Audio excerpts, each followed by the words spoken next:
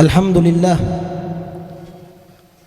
الحمد لله القوي سلطانه الواضح برهانه المبسوط كرمه وإحسانه تعالى مجده وعظم شانه خلق الخلق لحكمة وطوى عليها علمه وبسط لهم من فائض المنة ما جرت به في أكداره الكسمة اللهم صل وسلم على سيدنا محمد نورك الساري ومدادك الجاري واجمعني به في كل أطواري وعلى آله وصحبه يا نور الحمد لله. Hadratil muhtaramin, para asatid, para kiai, para sesepuh, para tokoh masyarakat, juga para panitia yang insyaallah acara ini kita harapkan menjadi acara yang diridhoi oleh baginda Nabi Muhammad.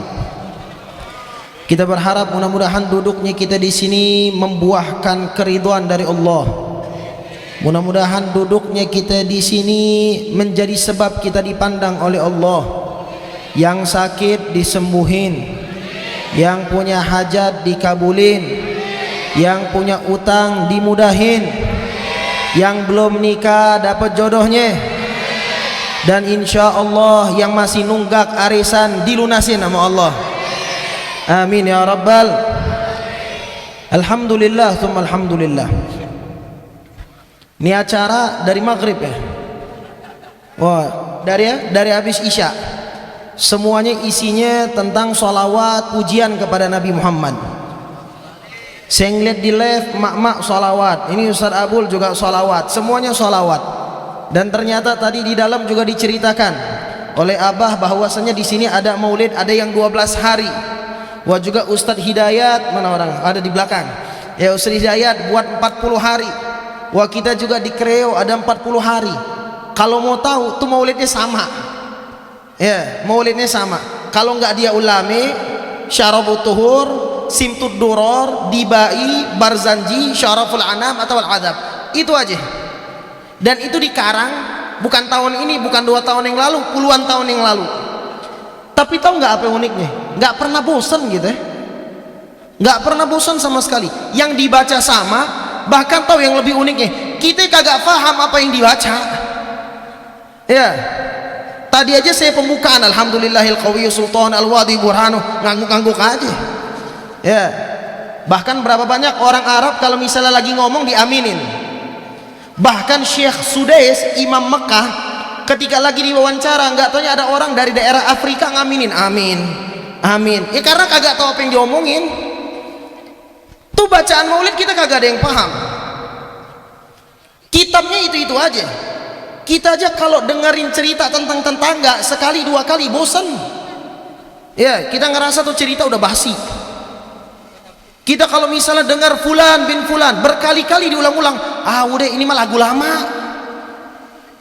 Lagu ya, yang lagu-lagu lama terkadang bosan, pengen lagu yang baru lagi, nunggu album baru rilis. Tapi subhanallah, ketika yang dibaca, yang disebutkan di dalamnya nama Muhammad, itu nggak ada bosannya.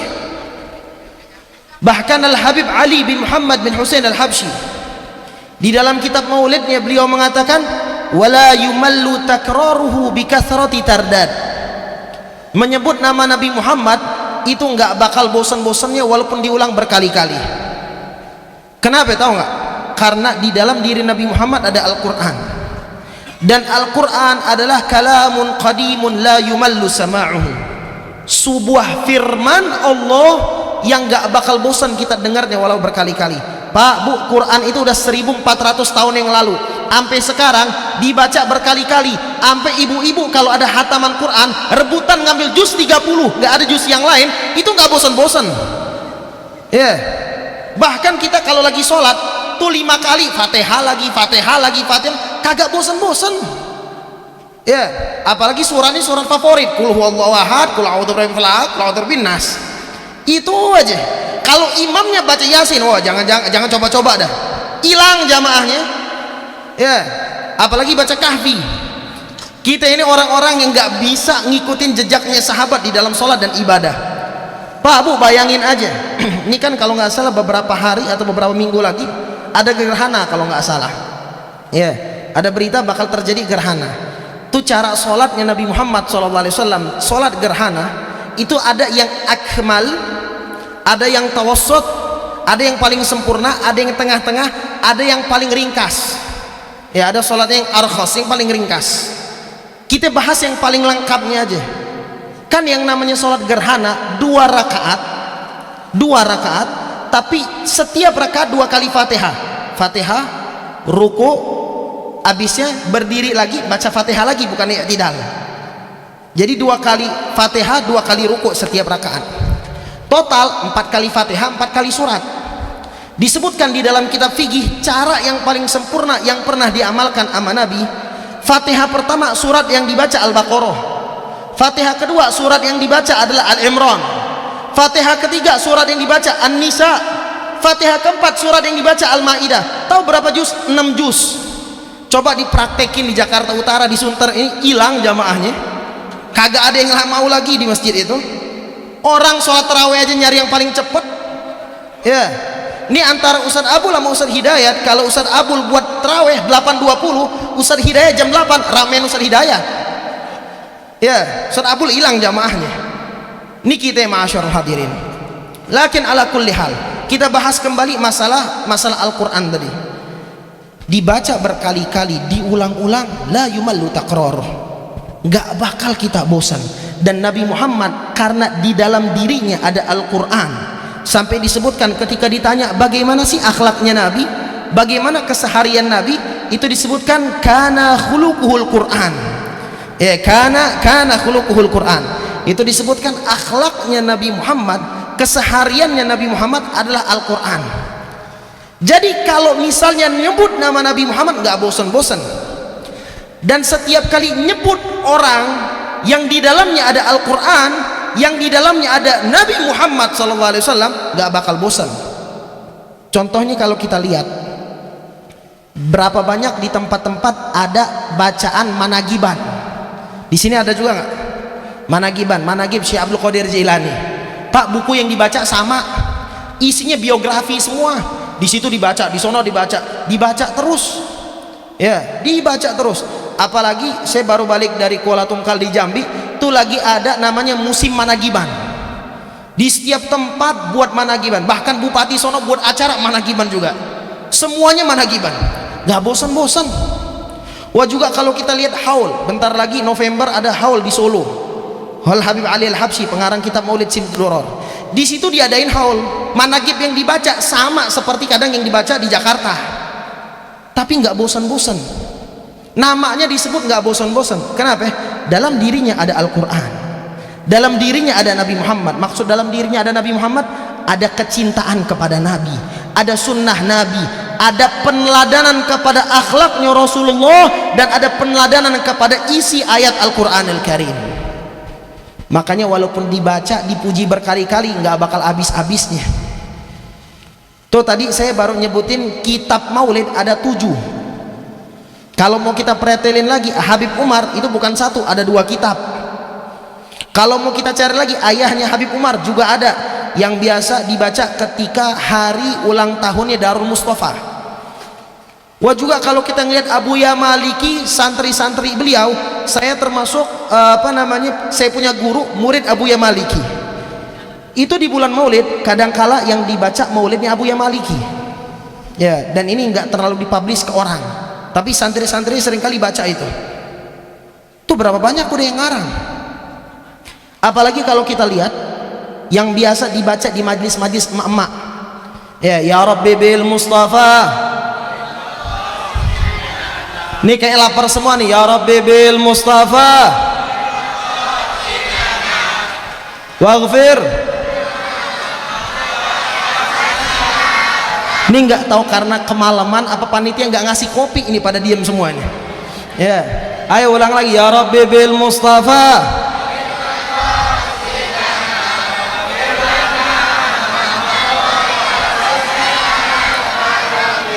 Padahal itu doa loh isinya, tapi kayaknya ogah banget lisan kita ngucapin nih. Makanya hajat kita yang mandek mulu kagak dikabul-kabulin sama Allah. Itu kan arti baligh maqasidana, ya Allah sampaikanlah hajat kami. Kita banyak dosa, waghfir lana ma madha. Itu kan minta taubat kepada Allah. Ma'asyiral hadirin, pengarang daripada kitab atau bacaan tadi itu namanya Al-Imam Al-Busiri. Pengarang kitabnya namanya Al-Imam Busiri. Beliau seorang ulama besar, pencinta Nabi Muhammad yang makamnya ada di Mesir. Yang belum pernah ke sono, yuk bareng-bareng ntar bulan Januari kita ke Mesir. Ya. Ma'asyiral hadirin wal hadirat yang dimuliakan oleh Allah, wa juga qasidah Maulaya shalli wa sallim daiman abada ala habibika khairi khalqi kullihim. Itu juga Al-Imam Al-Busiri di kitab yang sama. Pujian yang beliau karang di Burdah aja ada 10 bab. Semuanya pujian kepada Nabi. Belum lagi di dalam qasidah Muhammadiyah yang Muhammadun asyraful a'rabi wal ajami, itu udah banyak juga baitnya. Ada lagi qasidah Mudarriyah, itu juga banyak lagi baitnya. Itu baru Al-Busiri. Ya, itu baru Al-Busiri. Belum lagi ma'asyiral hadirin ada pujian-pujian kepada Nabi Muhammad dengan bahasa yang lain. Qasidah-qasidah. Ya, tadi kan ada baca qasidah. Ya, isfa' lana, itu kan qasidah. Pujian juga kepada Nabi Muhammad. Qasidah Nurul Mustafa, itu juga qasidah kepada Nabi Muhammad yang isinya nama Nabi Muhammad, pujian kepada Nabi Muhammad, doa kepada Allah agar kita dekat sama Nabi Muhammad. Tuh kalimatnya hampir mirip, tapi kita nggak bosan-bosan. Ya. Dan ketahuilah, sebanyak apapun kita muji Nabi, sebanyak apapun kita mensifati Nabi Muhammad, nggak bakal bisa nyampe kepada hakikat Nabi Muhammad SAW. Jadi kalau kita pahami ini kalimat, sehebat apapun pujian kita kepada Nabi Muhammad, nggak bakal bisa nyampe kepada hakikatnya Rasulullah. Artinya nggak ada dalam pujian kepada Nabi hulu atau berlebihan atau lebay. Ya, kalau muji si fulan mah boleh lebay. Ya, kita kalau muji orang lain, muji suami, pasti kadang oh ini ada maksud nih, ada maunya nih. Ya, apalagi muji bini. Ya, lagi marahan tiba-tiba bini puji, oh ada maunya. Nah, itu seringkali dibilang lebay. Bener. Kadang kita bilang oh bini cantik banget, tapi ada yang lewat kita ngelirik dia. Ya, kita pun bilang oh suami baik banget, tapi ternyata habis baik dikasih duit pelit, dikatain dibenci lagi. Ya. Karena kita kalau muji orang biasanya lebay. Tapi kalau pujian kepada Nabi Muhammad nggak ada lebaynya. Kenapa? Karena Nabi Muhammad adalah puncak keindahan. Kita ke puncak Bogor kah atau Bromo kah? Yang kata orang kalau ke Bromo itu kayak di luar negeri atau di planet lain saking indahnya. Keindahan tersebut kata ulama juzu min jamali Muhammad, hanya sekeping daripada keindahan Nabi Muhammad. Kita ada orang yang demen pantai. Kalau ke pantai ngelihat laut, ya, apalagi ngelihat sunset, sunrise, itu kita ngerasa indah banget. Itu ketahuilah juzuk min jamali Muhammad, hanya sekeping daripada keindahannya Nabi Muhammad. Sampai Nabi Yusuf sekalipun, yang kita tahu ceritanya, perempuan ketika ngelihat keindahan Nabi Yusuf sampai motong jari jemarinya, ya, sampai motong jari jemarinya, itu pun kata ulama dalam tafsir, Nabi Yusuf hanya diberikan juzuk min jamali Muhammad, sebagian daripada keindahan Nabi Muhammad. Itu aja Nabi Yusuf yang udah indah banget, orang nggak bisa berkata-kata. Saking nggak bisa berkata-kata, tuh disebutkan dalam Al-Quran, ketika Nabi Yusuf lewat, mereka mengatakan apa? Ma hadza basyara in hadza illa malakun karim. Ini bukan manusia, ini malaikat. Sampai ngomong kayak gitu. Ini bukan manusia, ini malaikat. Saking ganteng indahnya Nabi Yusuf. Lalu kalau itu sebagian daripada keindahan, bagaimana keindahannya Nabi Muhammad? Ketika Nabi Yusuf dipuji aja nggak bisa sampai minjem nama malaikat untuk memuji Nabi Yusuf, lalu bagaimana kepada Nabi Muhammad? Tuh tadi pada saat kita berdiri bareng-bareng, itu dibaca asyraqal badru alaina waqtafat minhul buduru, atau asyraqal badru alaina waqtafal badru tamami, yang artinya bulan purnama muncul. Ini kan sekarang nih, tanggal sekarang nih, bulan lagi bulan bagus banget, bulan purnama. Ya, itu disebutkan sama ulama ketika mahalul qiyam tadi, Ketika Nabi Muhammad datang, tuh bulan cemburu. Kenapa? Kagak ada lagi yang mandangin dia. Orang semuanya mandangin kepada Nabi Muhammad. Wah, juga kita sering gosida, ya Badratim, ya Badratim, min haza kulla kamali. Apa artinya ya Badratim? Wahai bulan yang sempurna, haza kulla kamali. Semua keindahan, kesempurnaan ada di diri engkau. Siapa itu? Bukan yang itu, bukan bulan yang ini, tapi bulannya itu Nabi Muhammad. Sampai dikatakan, madza yu'abbiru an ulaka maqali. Gimana aku bisa muji engkau saking hebatnya keindahan yang engkau miliki. Pak, Nabi hidup 1400 tahun yang lalu, Bu. Tapi pujian Nabi Muhammad nggak pernah sampai kepada hakikatnya Nabi Muhammad. Dikatakan oleh ulama, wa ala tafannuni wasifihi yafna zaman wa fihi ma lam yusafi. Ya. Dikatakan walaupun banyak para pujangga, sastrawan, ahli bahasa memuji Nabi Muhammad, yafna zaman, sampai kiamat pun, wa fihi ma lam yusafi. Sifat Nabi Muhammad nggak bakal bisa terungkapkan dengan hakikatnya. Ya, gambarannya gini, saya gambarkan mudah lagi. Ada orang ke puncak, dia ngeliat tuh puncak indah banget, atau dia ke Bromo, pas balik ke Sunter, dia cerita sama teman-temannya, saya dari Bromo, indah banget, luar biasa. Digambarkan sama dia keindahan tersebut secara detail, atau gak usah digambarkan, di foto. Ketahuilah, foto atau ungkapan lisan kita itu nggak bakal bisa sampai kepada keindahan sesungguhnya orang yang memandang. Orang yang mandang itu ngerasakan feel lebih hebat daripada cuma dari foto. Ya, lihat aja orang yang cuma ngelihat foto di Mekah, foto Ka'bah, sama orang yang datang ke Ka'bah langsung, feelnya beda. Dia ngerasakan rohaninya beda, hatinya beda. Begitupun Nabi Muhammad. Sehebat apa pemuji Nabi Muhammad gak bakal nyampe kepada keindahan yang sesungguhnya. Contoh lagi masalah kalimat. Bapak-bapak cinta sama emak-emak, bukan cinta sama emak, cinta sama bininya. Ya. Seorang suami cinta sama bininya, bini cinta sama suaminya. Tuh cintanya menggebu-gebu banget. Apalagi kalau suaminya baik, soleh, sering ngasih duit lagi, pengertian, sering diajak healing jalan-jalan, udah. Ya, wah luar biasa udah itu. Wah, seorang istri pun, seorang suami pun sama. Ketika memiliki istri yang soleha, terus juga perhatian, paling faham sama diri kita, tuh cintanya luar biasa. Tapi Pak, pada saat mengungkapin cinta, paling apa? I love you. Itu doang. Aku cinta kamu, ya Allah, kayak ini hati udah menggebu-gebu banget kalimatnya. I love you, aku cinta kamu, aku sayang kamu. Bahasa Arab uhibbuka, gitu doang. Padahal cinta dalam hatinya apa? Luar biasa. Tapi karena nggak bisa diungkapkan dengan kata-kata, ya udah kata-kata itu cuma ngewakilin. Begitupun keindahan Nabi Muhammad. Ya, bagaimanapun orang muji Nabi Muhammad, keindahan Nabi Muhammad nggak bakal sampai ke dalam pujian tersebut.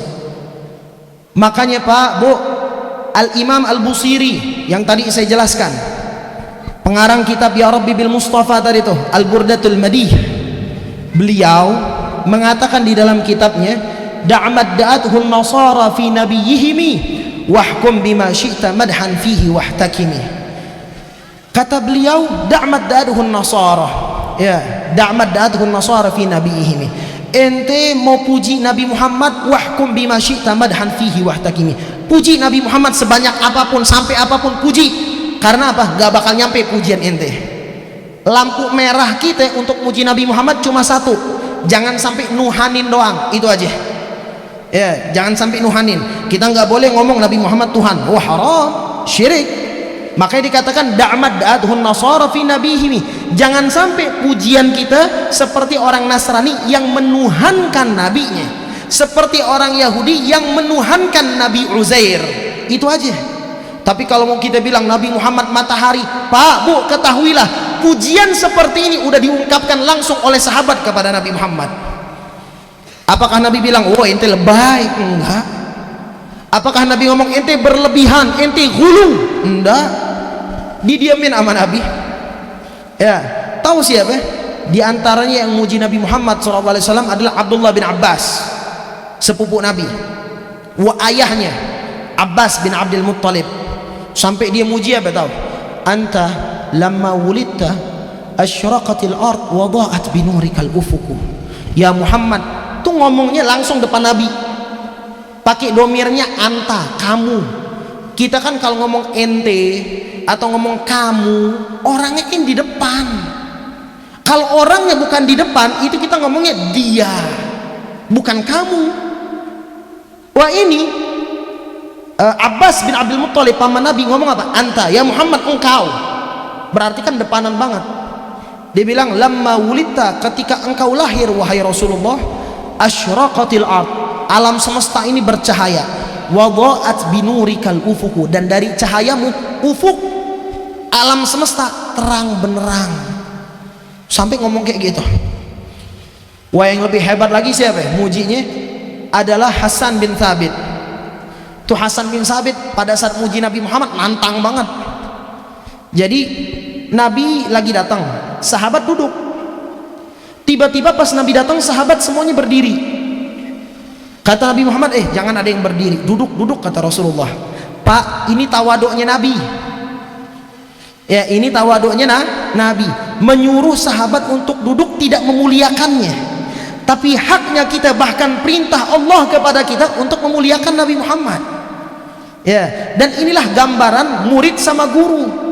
Ketika gurunya tawadu, rendah diri, rendah hati, nunjukin kepada murid, ini seharusnya seorang guru itu kayak gitu. Ente pas jadi guru kayak gini, bukan malah congkak ngegedein dada. Nah, kadang orang muridnya ini kagak paham, malah gurunya diajak kayak temen. Bro, apa kabar? Karena kagak paham. Berbeda sama sahabat. Nabi tawadu, sahabat tetap memuliakan Nabi. Tahu nggak, sampai Nabi itu ketika mau bawa barang, Nabi ngomong, enggak, biar saya yang bawa barang. Kenapa? Sahibu syai' ahaqqu bihamlih. Orang yang punya barang itu lebih berhak untuk bawa barangnya sendiri. Nabi ngomong kayak gitu. Tapi tetap aja Abdullah bin Mas'ud megangin sendal Nabi, megangin siwaknya Nabi. Kenapa kayak gitu? Karena ini akhlaknya murid, akhlaknya guru tawadhu, akhlaknya murid memuliakan guru, gitu. Balik ke dalam kisah tadi. Jadi Pak, Bu, itu dikatakan oleh siapa tadi? Hasan bin Thabit. Ketika sahabat lagi datang, Rasul datang, sahabat duduk, tiba-tiba semuanya berdiri. Kata Nabi, ayo duduk, kata Nabi. Yang berdiri cuma satu, yang kagak mau duduk. Siapa itu? Hasan bin Thabit. Dia kagak mau duduk. Orang duduk semua, dia nantang Nabi, dia berdiri. Ya, sahabat tercengang semuanya. Kalau kita lihat secara zahir, ini kan melanggar perintah Nabi. Pada saat orang semuanya duduk, tiba-tiba dia muji Nabi langsung. Mujinya bukan di belakang, mujinya bukan pas Nabi udah kagak ada lagi, di depan Nabi dia muji. Dia bilang apa? Qiyami li azizi alayya fardun. Aku berdiri di hadapan majikanku, yaitu Nabi Muhammad maksudnya, ya, tuanku, itu wajib bagiku. Wa tarkul fardhi ma huwa mustaqim. Kalau orang meninggalkan sekali aja kewajiban, maka nggak bisa dibilang istiqomah. Istiqomah itu kontinu, ya, walau halangan rintangan menghadang, tak jadi masalah dan tak jadi beban pikiran, ya. Jadi ada masalah apapun terus aja, itu istiqomah. Tapi kalau misalnya hujan dikit, sholat subuhnya malah hilang, apalagi kagak berjamaah, apalagi bablas sampai jam 7, ya nggak bisa dibilang istiqomah. Apalagi kalau misalnya maulid atau kajian taklim rutinan, gara-gara kerja doang, balik malam kagak mau datang, nah itu nggak bisa dibilang istiqomah itu, nah, ya, istirahat itu. Istiqomah itu kontinu. Nah dia bilang, kalau aku nggak memuliakan Nabi Muhammad, maka berarti aku nggak konsisten dengan omonganku bahwa Nabi adalah majikanku dan tuanku. Ajib tuh, dia bilang, aku heran, liman lahu aqlun salimu, terhadap orang yang memiliki akal yang sehat. Kenapa? Yara hadzal jamal, dia ngelihat keindahan ini, wala yaqumu, tapi nggak berdiri. Dia puji Nabi Muhammad langsung. Arti muji Nabi Muhammad boleh nggak? Boleh. Dan Hasan bin Thabit ini yang akan saya bahas di pertemuan kali ini. Ya, ini yang akan saya bahas di pertemuan kali ini. Hasan bin Thabit dia muji Nabi Muhammad SAW. Pujiannya 2 syair. atau kalau mau kita bagi jadi 4 poin. Pujiannya 2 syair, 2 bait. Kalau mau kita bagi jadi 4 poin. Poin pertama, dikatakan oleh Hasan bin Thabit ketika muji Nabi Muhammad, wa ajmalu minka lam tara qattu ainu. Sosok yang lebih indah dari engkau ni mata gak pernah memandangnya. Ini yang ngomong Hasan bin Thabit depan Nabi langsung. Sosok yang lebih indah dari engkau gak pernah dipandang oleh mata. Bagaimana tidak, Pak? Tadi udah saya jelaskan panjang lebar, Bu. Keindahan apapun muaranya kepada Nabi Muhammad.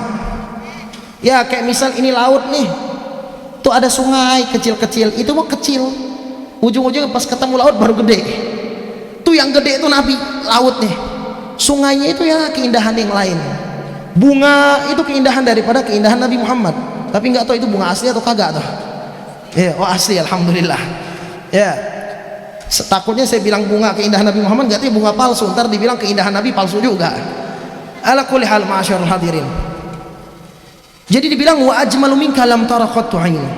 Yang paling indah dari engkau ni mata nggak pernah memandang. Bagaimana tidak? Jabir bin Samroh pernah duduk majlis sama Nabi kayak gini. Nabi di depan Masjid Nabawi, Jabir bin Samroh di belakang, yang kebetulan bisa ngelihat langsung ke bulan kayak gitu, Pak. Ini bulan kelihatan kan di atas kan? Ya, kelihatan. Ya, bulan muda atau bulan tua? Ya, kelihatan kan bulan? Alhamdulillah. Tuh Pak Jabir bin Samroh ketika duduk sama Nabi Muhammad SAW, dia ngelihat Nabi, dia ngelihat bulan. Pada saat dia ngelihat Nabi dan ngelihat bulan, langsung terlontar dari lisan dia. Ya, apa kata dia? Fala wajhu Rasulillahi asna wa abha minal qamar. Wajahnya Nabi itu lebih enak, lebih sejuk daripada wajahnya daripada bulan. Wajah Nabi lebih enak, lebih adem, lebih enak dipandang, lebih sejuk daripada bulan yang dia pandang. Bukan hanya sampai di situ, Abu Hurairah juga mengatakan yang sama. Kata Abu Hurairah radhiyallahu taala anhu warḍah, kata beliau, ma ra'aitu ahsana min Rasulillah. Aku nggak pernah ngelihat orang yang lebih indah dari Nabi. Ka'anna syamsa tajri fi wajhi. Seakan-akan wajahnya Nabi Muhammad itu matahari. Tahu maksud matahari? Sumber kehidupan. Kita kalau kagak ada matahari, kagak tahu lagi jadi apa. Ya, matahari sumber kehidupan. Tumbuhan butuh matahari, semuanya. Maka ma'asyarul hadirin, sahabat kalau ngelihat Nabi Muhammad bahagia. Duduk sama Nabi aja ngelihat Nabi, sumpek hilang. Apalagi yang kelilit utang tuh, ya, kelilit utang, dikejar rentenir. Duduk sama Nabi ngelihat wajah Nabi, hilang pikirannya. Tenang, tapi tetap dibayar. Ya, tenang. Apalagi yang arisan, Bu, jangan kagak dibayar. Tenang. Makanya tadi pada saat diam, pada saat kita berdiri bareng-bareng, itu kan dikatakan man ra'a wajhaka yas'ad. Orang yang ngelihat wajahmu bahagia, sumber kehidupan. Itu yang dikatakan oleh Abu Hurairah. Ya, wajahnya Nabi Muhammad. Wah, ada perempuan juga dari kalangan sahabi, ya, sahabat, namanya Ummi Ma'bad. Di Ummi Ma'bad dia ngomong, ngejelasin tentang Nabi Muhammad. Apa yang dia bilang? Dia bilang ajmalun nas min ba'id. Nabi Muhammad itu orang yang paling ganteng kalau dilihat dari jauh. Nabi itu kalau dari jauh ujung ngelihat Nabi itu ganteng banget, subhanallah. Makin dekat Nabi, makin dekat wa ahlahu minal qarib, makin manis. Mirip dia sama kita, dari jauh kelihatan ganteng banget, pas dekat sepet. Ya. Nabi dari jauh udah ganteng, makin dekat makin enak dipandang. Tuh kalau kita ngebahas tentang syama'il Nabi, tentang sifat-sifat Nabi disebutkan dalam kitab Wasailul Usul, mulai dari rambut, Pak. Nabi itu orangnya sangat perhatian sama kebersihan, sangat perhatian sama penampilan.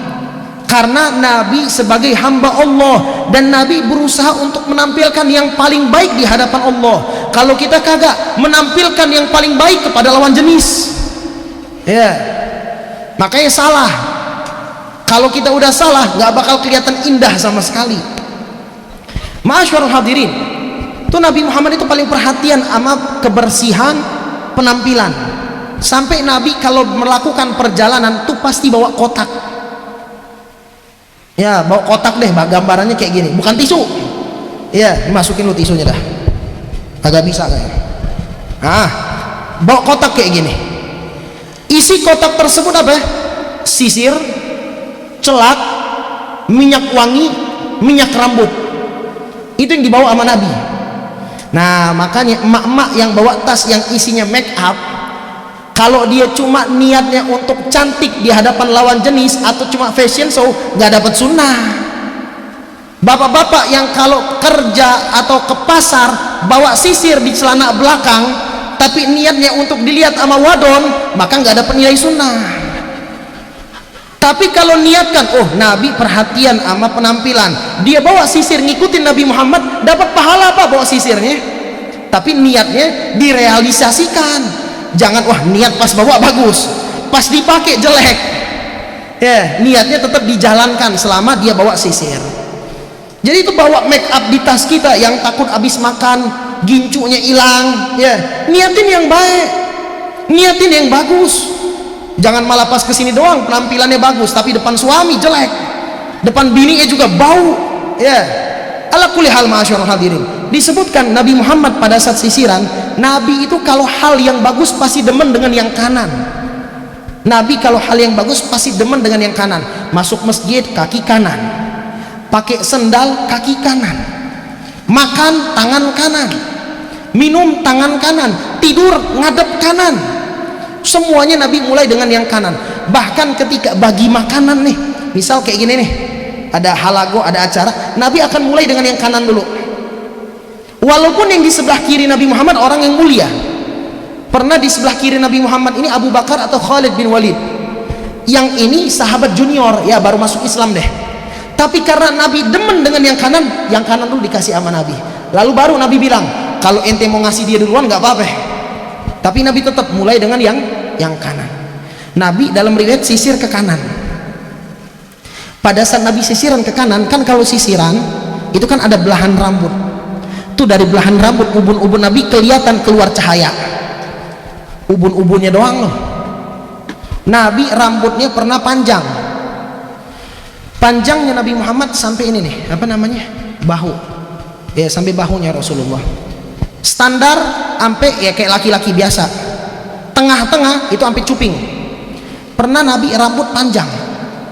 Orang kan kalau rambutnya panjang biasanya tuh ditaruh di belakang rambutnya.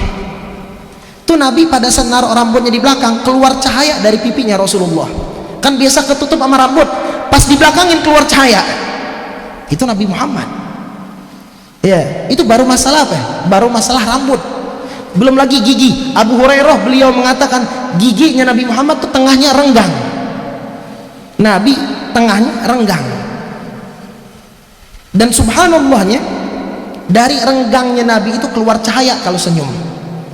Giginya Nabi Muhammad keluar cahaya. Subhanallah. Belum lagi tangan, Pak, Bu. Oh, tangan kita kasar banget. Apalagi kalau megang tangan-tangan anak-anak hadroh. Wah, subhanallah, kebel. Ya, udah kebel, tebel, ya ada semua di situ. Apalagi yang masak, udah masak, nyuci nggak dibeliin mesin cuci lagi, nyuci pakai tangan. Ya itu kerasa tuh tangannya gimana. Ya, masyarul hadirin wal hadirat, kata Anas bin Malik, ma masastu dibajan wala hariran. Aku nggak pernah nyentuh sutra ataupun kain lembut yang lain yang lembutnya melebihi daripada tangannya Nabi Muhammad. Itu tangannya Nabi. Ya, itu tangannya Rasulullah sallallahu alaihi wasallam. Itu indah banget Nabi Muhammad. Makanya nggak heran kalau Hasan bin Thabit ngomong, wa ajmalu minka lam tara qattu ainu. Sosok yang lebih indah dari engkau nggak pernah dipandang oleh mata. Bait kedua, kan ada 4 poin toh. Poin kedua, wa ahsanu minka lam talidin nisa'u. Perempuan manapun nggak bakal pernah bisa melahirkan sosok bayi yang lebih indah dari engkau. Bayangin Pak, Bu, ini perempuan kan kalau lagi hamil hormon kagak jelas. Kadang marah, habis marah senyum tiba-tiba. Ya, lagi senyum tiba-tiba nangis sendiri. Hormonnya kagak jelas. Emang dalam medis dibahas seperti itu. Kadang gak nafsu makan, pengen dibeliin bakso, pas udah dibeliin, pas nyampe ke rumah gak nafsu lagi. Udah capek-capek minta beliin jam 1 malam. Ya, kadang minta beliin pizza, pas nyampe kagak nafsu. Itu baru masalah makanan, belum lagi uring-uringannya. Ya, kadang gak nafsu sama suami, bau suami muntah. Ya, sampai suami bingung, ya Allah, apa gue kawin lagi aja ya? Ya, ngedeketin bininya muntah. Ini hormon, Pak. Belum lagi pinggangnya sakit. Suami kita minta pijitin, kagak peka lagi, disuruh pijitin malah kagak mau. Padahal udah sakit banget ngandung. Pegel, perut ditendang-tendang, perutnya kram. Itu perempuan kalau lagi hamil. Tapi ketika Aminah, ibunya Nabi, hamil dan dia ngandung Nabi Muhammad, itu dikatakan wa hina ma hamalat bihi Aminatun lam tashku syai'an ya'khudun niswanah. Dia nggak ngerasain seperti apa yang dirasakan perempuan lain. Ya kayak kagak hamil, kayak biasa aja gitu. Ya, kayak biasa aja, nggak ngerasa sama sekali. Wa ketika Nabi Muhammad lahir, itu disebutkan dalam Maulid, wa hina barza sallallahu alaihi wasallam min batni ummi rafi'an tarfahu ila sama. Nabi pas lahir matanya melek, langsung ngelihat ke langit. Wa dalam riwayat sambil ngelihat ke langit, jari Nabi nunjuk. Kan bayi biasanya gini ngegenggam, apalagi nangis. Ini nunjuk satu doang, nunjukin la ilaha illallah, nunjukin pas Nabi lahir benar-benar membawa cahaya Islam. Bukan hanya itu, ketika Nabi Muhammad lahir disebutkan wa warada annahu sallallahu alaihi wasallam wulida makhtunan makhulan maqtu'as surrah. Lahir udah pakai celak, terang matanya. Ya, makhtunan udah dikhitan, maqtu'as surrah pusarnya udah putus, enggak ngurusin ari-ari lagi. Udah rapi bersih ketika Nabi Muhammad lahir. Ada bayi kayak gini? Kagak ada, apalagi disunter. Wah, kagak ada. Ya. Wa ma'asyarul hadirin wal hadirat yang dimuliakan oleh Allah. Dan juga Nabi Muhammad ketika lahir, alam semesta terang benerang. Nabi lahir sebelum subuh. Wa qubaila fajrin abrajat samsal huda. Wa haral habibu mukarraman wa musanah. Itu ketika Nabi lahir sebelum subuh, ya. Itu disebutkan dalam kitab Maulid Simtud Durar, fa adha'a lahum ma bainal masyriqi wal maghrib. Alam semesta terang benerang. Ini lagi gelap kayak gini, terang. Wah, yang ngomong juga siapa? Pamannya Nabi, Abbas bin Abdul Muttalib. Antala mawlita asyraqatil ard. Semuanya bercahaya. Padahal belum subuh. Subuh biasanya masih gelap. Kita aja kalau udah azan subuh ngeliat, masih gelap, tidur lagi. Ya. Ini subuh terang. Gak pernah. Kenapa? Lahirnya Nabi Muhammad. Wah, ketika Nabi Muhammad lahir dibawa sama Halimah itu nyusuin Nabi Muhammad, itu profesi.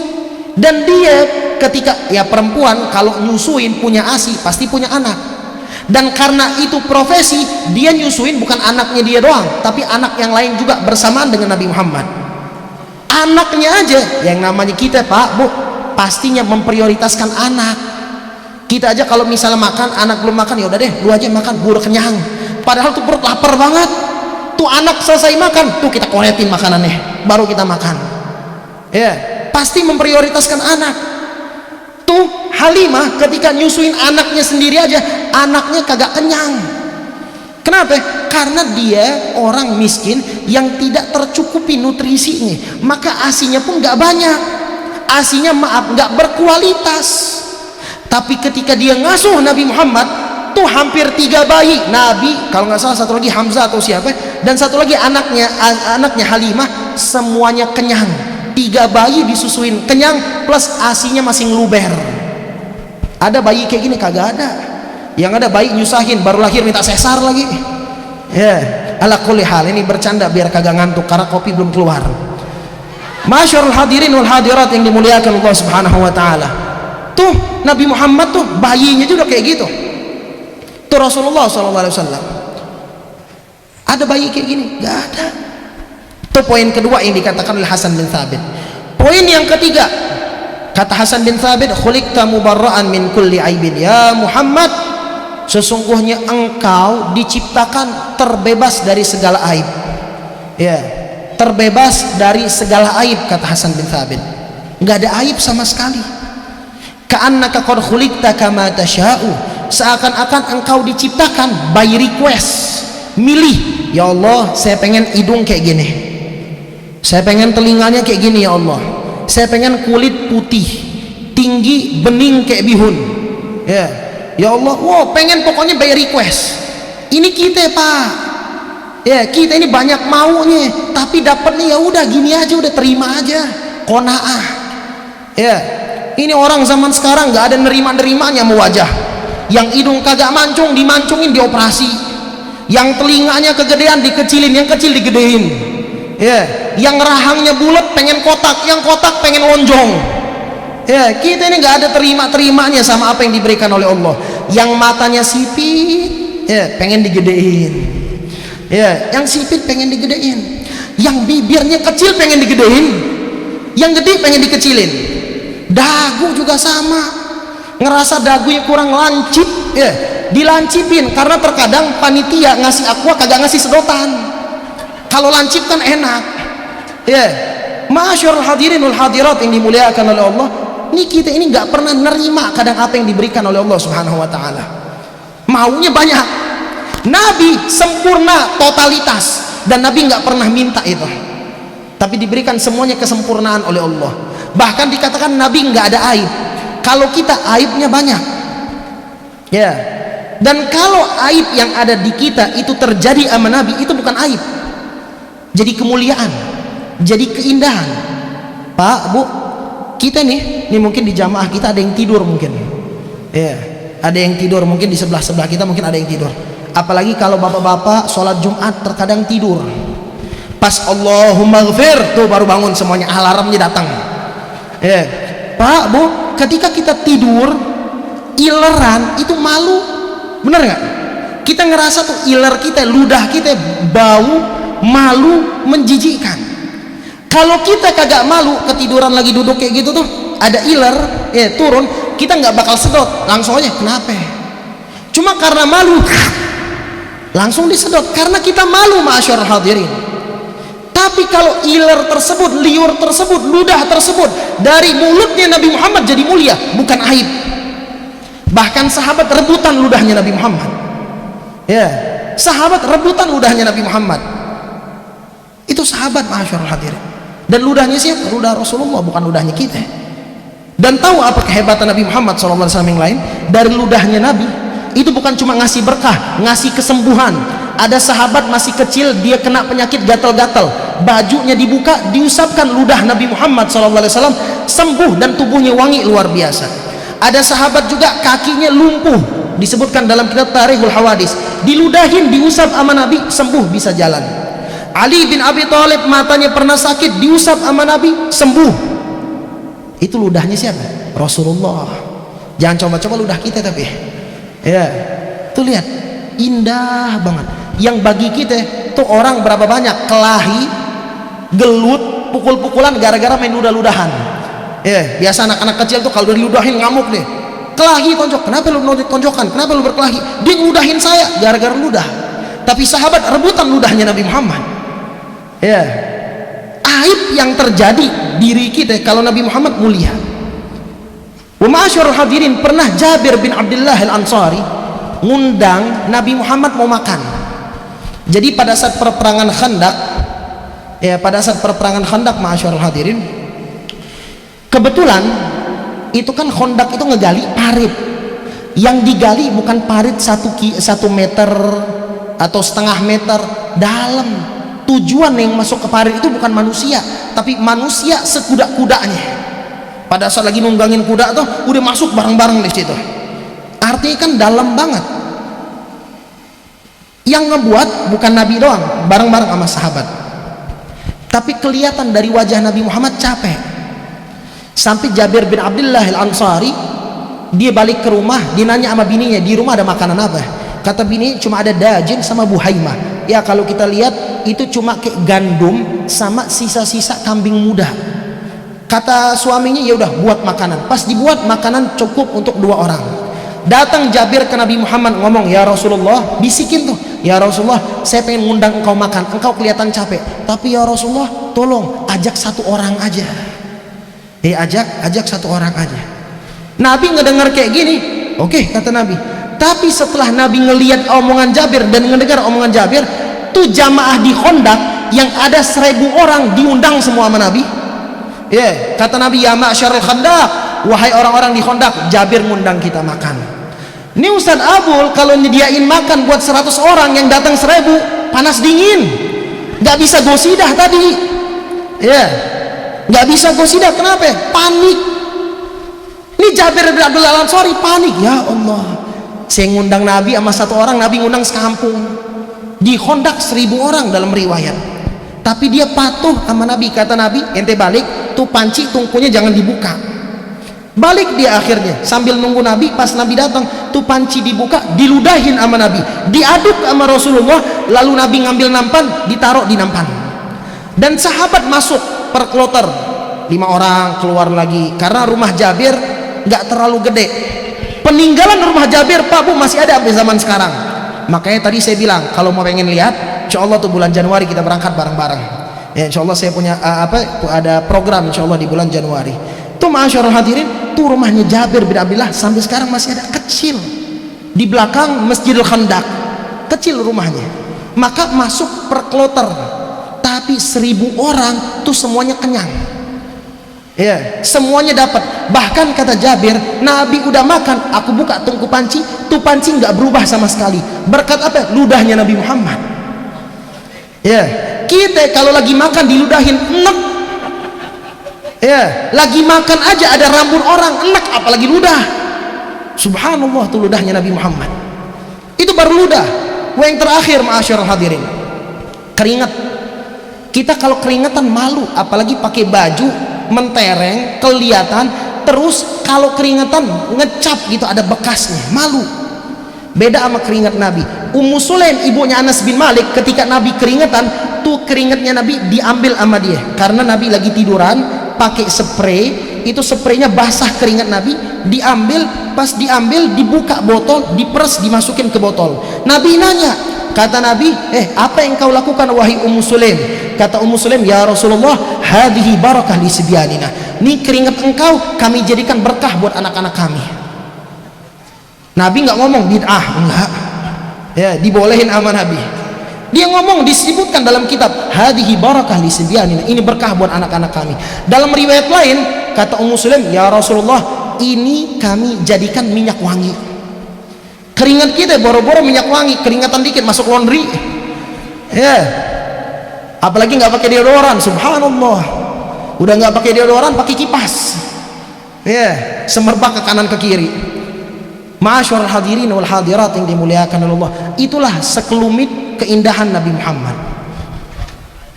Itulah sekelumit tentang bagaimana mulianya Nabi Muhammad. Tapi yang saya mau bahas dan pesan yang perlu kita bawa ke rumah ya, dari apa yang dibahas panjang ini, ketahuilah keindahan Nabi Muhammad yang saya bahas lebih dari 40 menit nih. Keindahan Nabi Muhammad yang tadi saya bahas itu bukan dipuji sama Allah keindahannya. Allah nggak memuji Nabi wajahnya ganteng. Allah nggak mengatakan bahwasanya Nabi Muhammad hidungnya mancung. Semua itu kita dapatkan dari sahabat yang ngelihat Nabi Muhammad.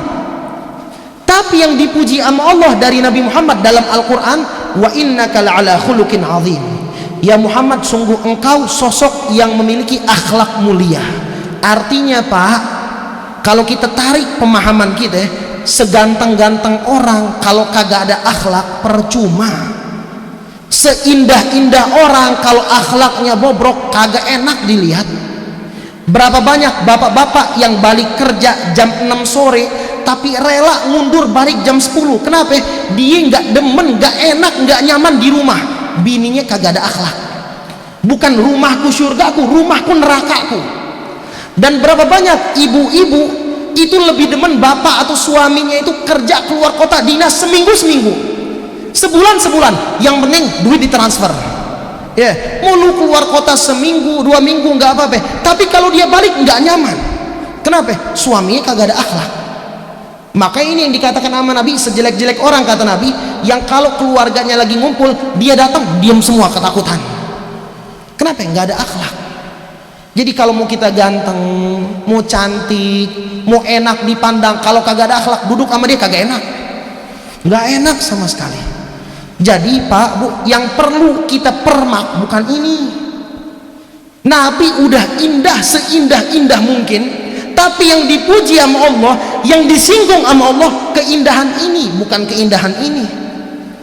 Ini wajah di make up 5 cm, pakai eyeshadow, pakai foundation, pakai eyeliner, wah pakai semua pokoknya. Ya, abang bibirnya juga pakai luar biasa, muka pakai pemerah kayak ditabok orang. Pokoknya diindahkan seindah mungkin. Tapi walaupun mukanya indah, akhlaknya kagak bagus, nggak nyaman. Berapa banyak orang dapat bini cantik, tapi berakhir di mana? Pengadilan, cerai, nggak kuat. Kenapa? Nggak ada akhlak.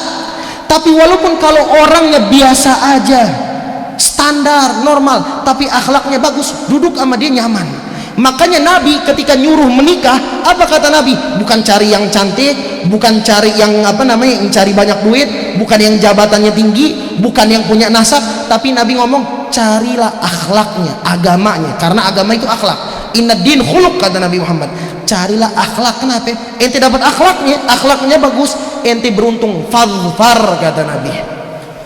Maka ma'asyarul hadirin, mari kita perbaiki akhlak kita, kita permak akhlak kita.